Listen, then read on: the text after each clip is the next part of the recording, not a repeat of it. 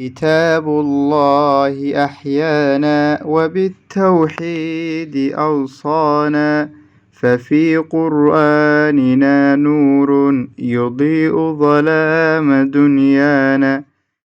الحمد لله والصلاة والسلام على نبينا محمد وعلى آله وأصحابه ومن تبعهم بإحسان إلى يوم الدين.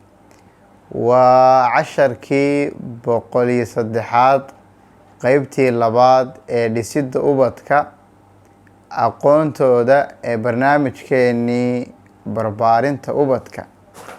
waxaynu bilownay qeybta aynu ubadka ku dhisayna aqoontooda. waxaynu ka soo waranay muhiimadda aqoontu ay leedahay iyo in ubadka waa maxay, kitaabka ilaahay iyo sunnada waa maxay, loogu horeysiiyo waxa la barayo iyo in lagu dadaalo intay yaryar yihiin waa maxay aqoonta in la baro. haddaba shay kasta oo la baranayo ama shay kasta waa maxay markaa qofku gelayo, sida markaan dee guryaha soo gelayno waa in maxay furaha u isticmaalo.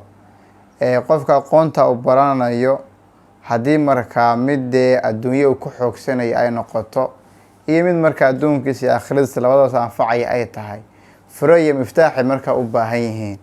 waxaynu ku horeysiinaynaa qeybta hore, waxaynu ka warramaynaa markaa hadda furaha ama luuqada carabiga markaa iyo faa-iidada markaa ay u leedahay iyo muhiimadda ay leedahay iyo qaababka mataqaana ubadka loo bari karo iyo maraaxisha loo bari karo.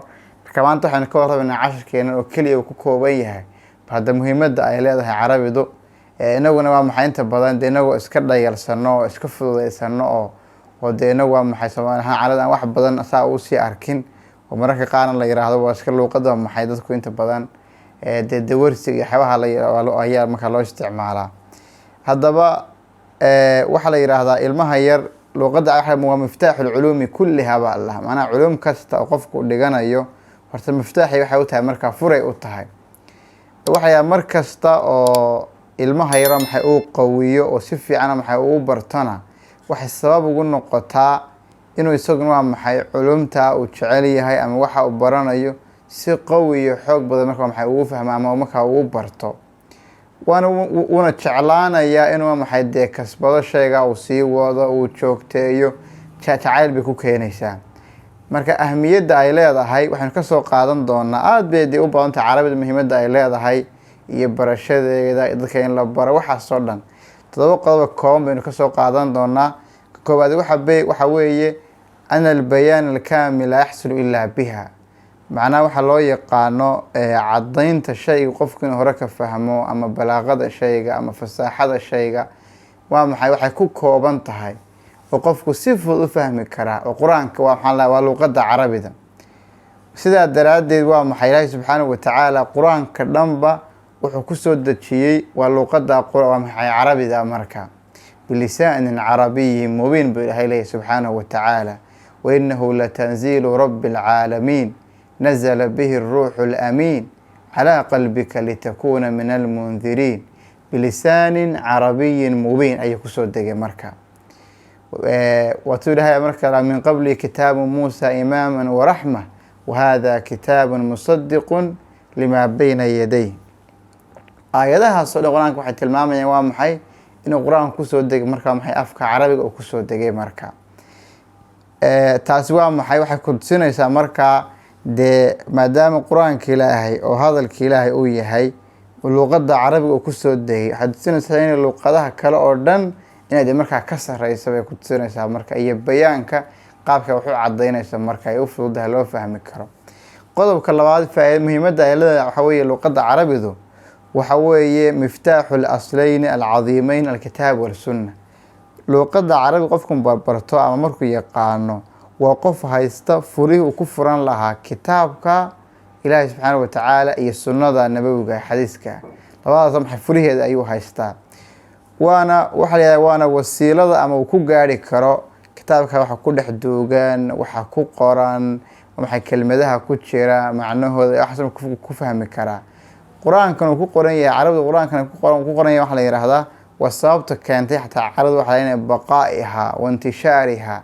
ana carabida waa maxay inay saameyn yeelato oo maxay sharaf yeelato waxa keenaya macnaha quraanka Ilaahay baa ku qoranba. ta kale marka dhinaca salafka laga eego iyo ihtimaamka ay luqada carabiga siin jireen iyo say markaa dadka ugu baraarujin jireen inay bartaan, cumar bin khadaab waxa uu lahaa tacalamu alcarabiya fa inaha min diinikum wa tacalamu alfaraa'ida fa inaha min diinikum. waxa uu lahaa cilmi waa maxay carabida barta way diintiina ka mid tahay, sidoo kale cilmiga faraa'idka iyo dhaxalkana barta diintiina ayuu markaa isaguna ka mid yahay. qodobka saddexaad waxa weeye qofku inuu carada maxay dee barto oo xooga saaro yuathiru fi lcaqli waalkhuluqi waddiini, waxay dhisaysaa qofka oo ay saameynaysaa caqligiisa, akhlaaqdiisa iyo diintiisaba. marka shaykhulislaam ibnu taymiya ayaa waxa uu leeyahay haddii waxaad ogaataa buu yidhi haddaad isticmaashid carabiga inay saameynayso macnaha caqligaaga iyo diintaada iyo akhlaaqdaadaba, weliba waxay saameyn aada u weyn bay saameynaysaa marka oo cadaan ah. sidoo kale waxay saameynaysaa buu yidhi de inaad macnaha aada shabahayso oo aada la mid noqonayso sadra haadihi lumma, macnaa dadkii hore maadaama carabi ku hadli jireen, saxaaba wataabiciin, dadkaasaad marka maxay baad u ekaanaysaa buu yidhi. wamushaabahatuhum taziidu alcaqla waddiina waalkhuluq, in dadka hore aada shabahdid oo afka ku hadlin aad ku hadashid waxay kordhinaysaa buu leeyay waa maxay qofka caqligiisa, diinta, akhlaaqdiisa. mar kale waxa uu lahaa ibnu taymiya ana tacliim macnaha qofka inuu carabi dadka uu baro ama in waa maxay isagu ama waa maxay inuu barto waa arrin wuxuu lahaa fardun kifaaye ah. marka wuxuu leeyahy salafkuna waxay ahaayeen kuwo ku adbiya oo ku tababara oo ku barbaariya ubadkooda anaa laxniga pronunciationka ama spellinka qaabka loo akhrinayo ereyada carabida inay markaa baraan. inaguna wuxuu lahaa markaa ma'muur waxa markaa inaynu ka baahan yahay weliba amri ijaabi inagu ah ama sunnaba inagu ah inayn markaa dee aanu ilaalino qaanuunka ama ruliska iyo xeerarka ay markaa ku taagan tahay ama ay leedahay markaa carabidu. si markaa aynu wuxuu lahaa aynugu hagaajino carabadeena inay de qalada ku dhacaan ama qaab qaldan maxay wixii loo akhriyo ama loo sameeyo, si taa looga hortago wuxuu lahaa in qaanuunada maxay carabida aynu barana buu lahaa. marka oo dee abu aswad addu'ali markii xilligii cumar bin khadaab, abubakar marka laga yimaado xilligii cali bin abi aalib, waa tii markaa loo guntaday marka la arkay waa maxay dadkii carabida khaldaya, waa tii abu aswad addu'ali qeybta naxwaha marka waa tii loo dhiibay qeybta waa maxay xataa uu aasaasay marka qawaacid iyo marka waa maxay qawaacid loo sameeyay marka qofku inuu raaco. marka waxa kale uu lahaa marka fayaxfadu lana dariiqata fahmi alkitaabi wasunna waliqtidaa bilcarab, macnaha wuxuu lahaa waa maxay dee qofka haddii uu markaa hore hadduu carabida ku hadlayo wuxuu ku dayanayaa buu lahaa saxaabada ku dayan, taabiciinta kas ku daydo wuxuu kaloo ku dayanayaa buu lahaa dee kitaabkii iyo sunnadii inuu maxay carabi ku qoran markuu carabida qofka ku hadlayo. wuxuu lahaa marka haddii intaa laga tago falow taraka annaasu fii laxnihim kaana naqsan wacayba, qofka haddii waa maxay intaa laga tago dee dadka cayb bay ku noqonaysaa, hoos u dhac bay ku noqonaysaa. marka qodobka afaraad faa'iidada ay leedahay, muhiimadda ay leedahay waxa weeye carabidu qofka waxay u ilaalinaysaa marka macnaha qofka diintiisa marka ama waa maxay ummadda markaa diintooda ayaa markaa waa maxay ka mid tahayba. waatuu hadda cumar bin khadaab lahaa tacalamu alcarabiya fa inaha min diinikum. marka ibnu taymiyana waxa uu lahaa mar kale macnaha luuqadda carabida laftigeeda ayaa min addiin wuxuu diinta ayay ka mid tahay buu lahaa. wamacrifatuhaa qofku inuu barto aqoon u yeesho waa maxay bartona iyaduna waajib waa maxay waajib ayuu lahaa. oo sababta wuxuu yidhi in la fahmo kitaabka ilaahay iyo in la fahmo maxay qofku inuu sunnadii fahmo waa arrin maxay waajib ku ah buu lahaa. kumana fahmi karo labadoodaba ilaa isagoon fahansaneyn carabida. markaa qaacidada buu sheegaya caanka ahaydoo wamaa laa yatimu lwaajibu ilaa bihi fahuwa waajibun, macnaha shayga waa maxay aanu ku dhammaystirnayn waajibka isaga la-aantii mooyaane isaguna waajib buu noqonayaa. marka haddii qur-aankii waa maxay lagu gaadhay carabida dee shaygaa lagu gaadhayo qur-aankii waajibka ahaana isaguna waajib buu noqonayaa. marka waxa uu lahaa markaa waajibka sii kala duwanoo dadka qeybna waa maxay waa waajib cayni uu ku noqonayaa, dadka qeybna waa maxay waajib kifaaya ayuu markaa ku noqonayaa.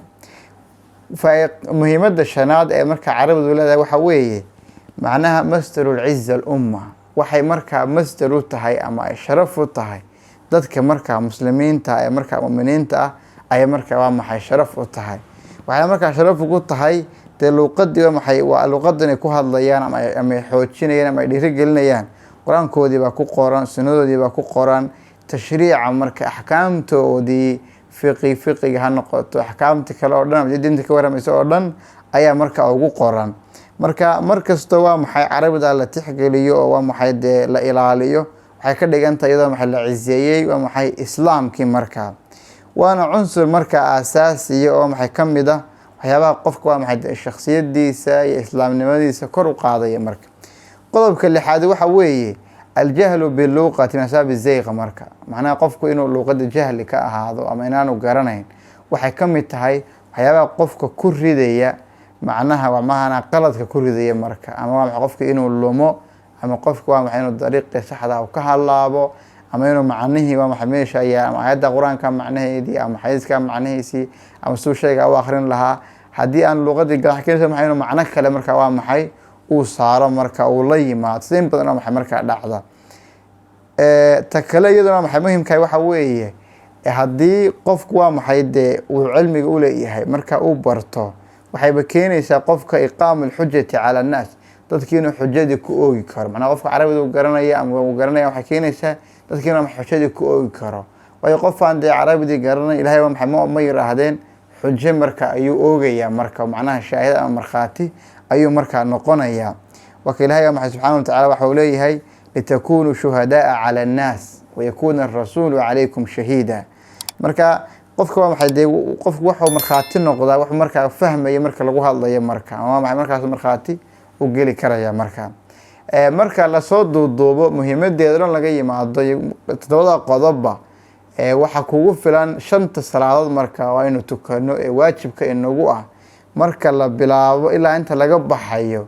qofku intaasoo dhan uu qofku rukuucaya, uu sujuudaya, uu istaagaya, macnaha uu fadhiisanaya, intaasna wuxuu akhrinayaa oo ku hadlaya waareeyo quraan oo carabiya, qayb sunno ah, arkaan iyo waa maxay fadaa'il waxaas uu akhrinayaa marka.